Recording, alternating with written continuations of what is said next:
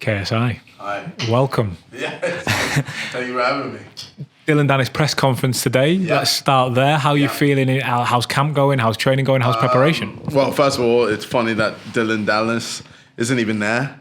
He said he was sick or ill, but I think he was terrified of coming to London and just knowing I was going to try and get my own back with the whole coffee thing. I had the coffee ready and everything, but it is what it is. But yeah, training's going well. Yeah, man, I'm just getting new PBs, sparring. You know, I sparred 9 rounds this week, 6 rounds straight, and then round after round after round. And then, fighting different opponents, you know, with the sparring, fighting 2 people at the same time. Not at the same time, but you know what I mean, switching over while I'm still in the ring. And yeah, man, I'm just fit and ready. Yeah, I'm just fitter than which is, you know what's crazy? I'm fitter than I was than the last camp. Is that down to the diet? We've got to ask you. What's going into it now? I think it's a lot of things. I think diet is always Not sweets. Well, I mean, for a little bit, I did go off the rails a bit, but you know, I kind of realized I'm just slowing my own progress down, so there's no point. But yeah, this time, like food-wise, like it's all very good. Training-wise, it's all very good. And the mindset, bro, I just feel like $1 million, or I feel like $1 billion. Like I'm over the moon about everything. I'm just so excited and so ready for everything. And I think once I get into the ring, I'm excited to show people more.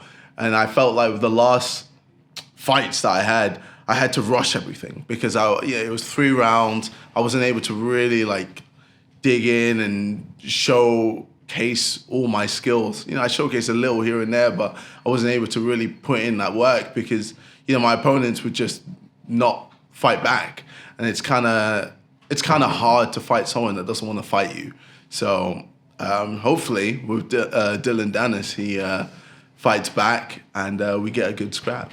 Now, you touched on it a moment ago. DILLON's not here today. Yes. Is this a mind game from DILLON? Is this something that you've taken into consideration? Just expand a little bit, I guess, on him not being here. I honestly think DILLON not being here is like, it shows that he is breaking. Like the whole situation, the whole moment is getting to him. He's there like, yeah, I'm ill, but I think that's an excuse. I think it's for him. He's just there like, oh, wow, I'm actually going to be getting into the ring with KSI. You know, this is one of the hardest fights of my life, and he's probably going to knock me out. And I think it's starting to play in his head that, you know, I'm a scary guy. When I fight people in the ring, they see a different person. I'm not this, you know, bubbly, happy guy that's, you know, I normally am. I turn into a killer. I turn into a machine, and I just want to take everyone out when I'm in that mode. And yeah, I think it's slowly starting to creep in that, okay, like this is actually happening. So what effect do you think that will have on him? Do you think that will, like you say, maybe break him to the point of crumbling before the first bell even goes? Or should that maybe spur him on the other way? If he's going to be facing this animal, this monster, up your game. I think he's terrified. I think him coming to London, first of all, is going to terrify him because, you know, he's not liked here. He's hated. So, you know, the whole of England will be against him. So he knows as soon as he gets in that ring, he's getting booed, or walks down to the ring, he's getting booed. You know, everything is against him. And then with me in front of him as well, it's just more pressure. And what makes things even worse is I'm a fighter that is relentless. I don't, you know, fight on the back foot. I'm there taking it to you. I'm like, let's go. I'm here to knock you out. I'm not here to get points, you know, win on points. I'm here to, you know, get a finish.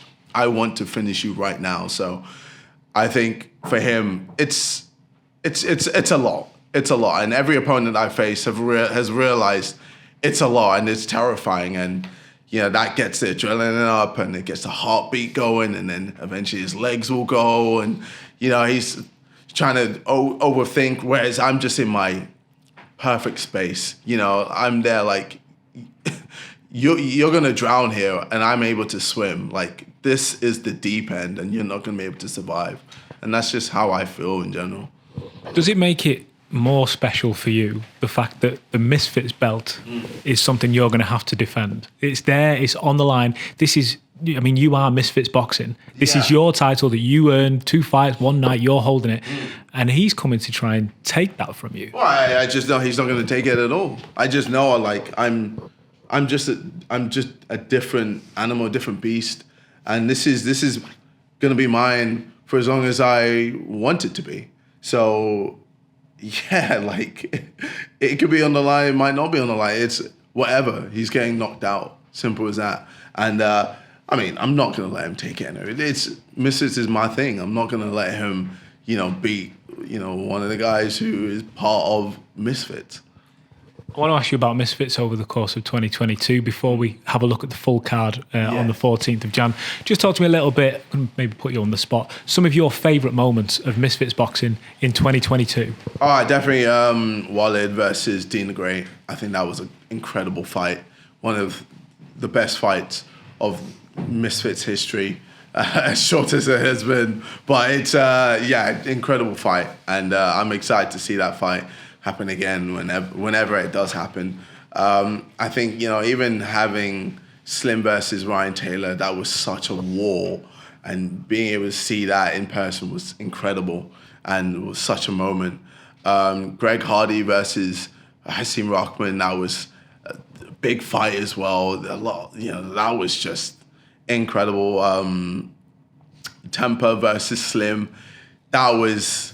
Well, we didn't expect that from Slim. We didn't expect him to knock out Temper. That's definitely an upset, and it just definitely changed the whole boxing scene in terms of the whole influencer space.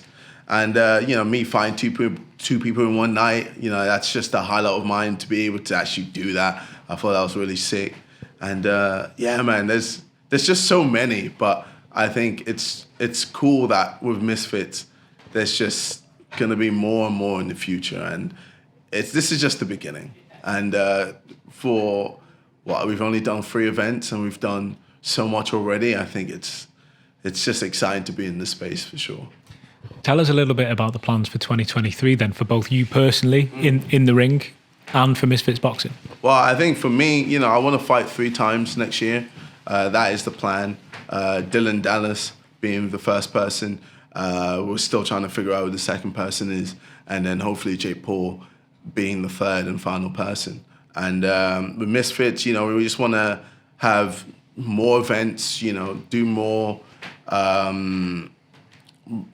just more events in general, just have more different influences, maybe have some pros in there as well. Just, mixing it up, but, focusing on entertainment. For us, we want to be different to the UFC. We want to be different to, traditional boxing cards. We want to be the entertaining side of this whole boxing space. And, if we can mix the two and make it incredible, I think that's a great journey to success for sure. I have to ask you, seeing as you just said his name there, Jake Paul. We spoke about DILLON Danis maybe coming trying to take that belt. What happens if Jake Paul tries to come and take this belt? I mean, I'd love to see him try. We should put his belt on the line as well. His disgusting, ugly ass belt. But I'd love to just take it just so I could burn it. I think that'd be incredible.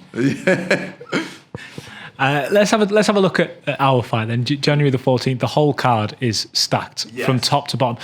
Plenty of potential fight of the nights, fight of maybe the whole of Misfits. I just want to ask you about a couple of those. In particular, Salt Pappy, Josh Bruckner. We did the virtual face-off with those guys the other day, and they were so calm, so respectful. There's no beef whatsoever. But for people who know boxing, that could be a barnstormer. Yes, honestly, if Salt Pappy is able to beat Josh Bruckner, Salt Pappy's top 5 in the whole influencer space. This is going to be Salt Pappy's first real test because he's got a lot of hype. I think because of the way he's able to finish his opponents, people are very excited. But the people he beat aren't people who are top 5 or let alone top 10 in their space. So, with Josh Bruckner, he is top 10, top 15 in the space. So, he's a guy a lot of people have avoided. A lot of people don't want to fight him. So if he's able to, beat or knock out Josh Bruckner, then Soul Papi is the real deal. And then, I think at that point, he'll get, certain people excited, the Slims or maybe even the Jake Pauls of the world, to want to maybe even fight him, etc. So.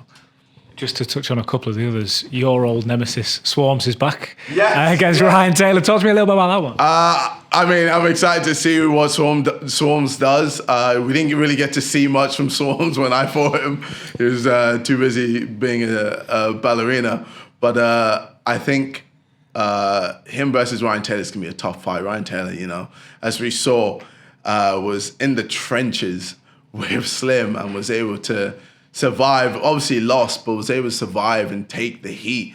So I don't know if Swarms is able to, deal with that. But, Swarms looks slimmer. It looks like he's, really worked out and trained hard. So, maybe we'll see a different Swarms. Maybe we'll see a Swarms that's, ready to get in that ring and, knock someone out. But I think it's going to be a good fight either way. But I'd say Ryan Taylor is definitely going to be edging it for me for sure. Your belt isn't the only one on the line that night. The Misfits light heavyweight title goes on the line. Slim, Tom Zanetti. A lot of people saying Tom Zanetti can bang, but Slim can box. Yes. Break it a little bit down for me. Well, I mean, with Tom Zanetti, he's another guy that people have avoided to fight. He's a dangerous guy. He's a big guy. He's built. And he's a bit of a nutcase as well.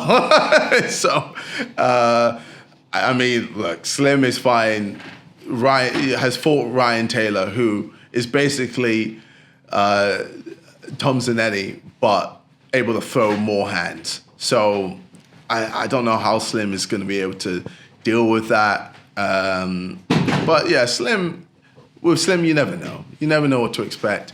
He's going to go in, do his thing, entertain the crowd, and he always ends up winning. So let's see how he does. Final ones from me then, KSI. Let's have a look at Christmas and New Year. Yeah. How do you celebrate while you're training camp? What happens there? I'm going to celebrate with friends, just have a good time. But I'm not going to be drinking. I'm going to be waking up nice and early the next day and training hard as I always do. And just going back to work and then getting excited for the main event, January 14th. Let me ask you who's on the Christmas card list. If I ask you some names, is Jake Paul on the Christmas card list? Definitely not. I'll give him some coal. Dyllon Danis? Nope. But if I was to give him something, I'll probably just give him maybe a bottle of my piss or a sandwich of just my shit. Yeah. Okay, I don't know how to follow that one up, so we'll draw it there. But listen, KSI, big fight week is on the horizon after Christmas and New Year. Wish you all the best for that. Thank you. Good press conference today. We'll see you soon. Thank you very much.